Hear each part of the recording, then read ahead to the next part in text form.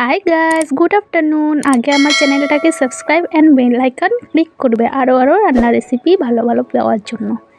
দেখো আমি আজ কি বানিয়েছি, মাংসের স্বাদকে ভুলিয়ে দেওয়া সয়াবিনের তরকারি। সিদ্ধ করে রাখা সয়াবিনটাকে ফার্স্টে চিবিয়ে উঠিয়ে নিলাম, তারপরে কুচি করে রাখা পেঁয়াজ কাঁচা লঙ্কা কয়টা দিয়ে ওখানে হলুদ, জিরে গুঁড়ো, ধনে গুঁড়ো, লঙ্কার গুঁড়ো সব মিক্সড করে একটা ভেজ মশলাও আছে সেটাও মিক্সড করলাম, লবণও মিক্সড করে কাঁচা তেল দিয়ে ভালো করে মেখে নিলাম।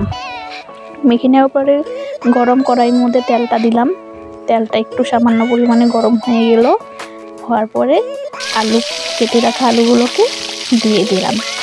সেগুলো লাল লালভাবে ভাজা হয়ে গেলে ওটা উঠিয়ে নেওয়ার পরে আবার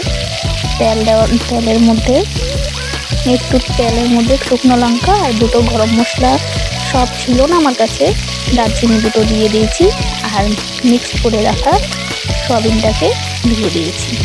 এটাকে ভালোভাবে নাড়িয়ে চাড়িয়ে অল্প জল দিয়ে সাঁতলিয়ে নিলাম। সাঁতলানোর পরে যখন হয়ে গেল গরম মশলা দিয়ে দিয়েছিলাম, সেটা দেওয়ার পরে দেখো আলুগুলো দিয়ে সেটাকে আবার নেড়ে চেড়ে অল্প জল দিয়ে একটু সিদ্ধ করার জন্য মাখা মাখা করে তৈরি করে নিয়েছে। দেখো রেডি আমার সয়াবিনের তরকারি। কেমন হয়েছে আমাকে সবাই জানাবে। মাংসর স্বাদটাকে একদম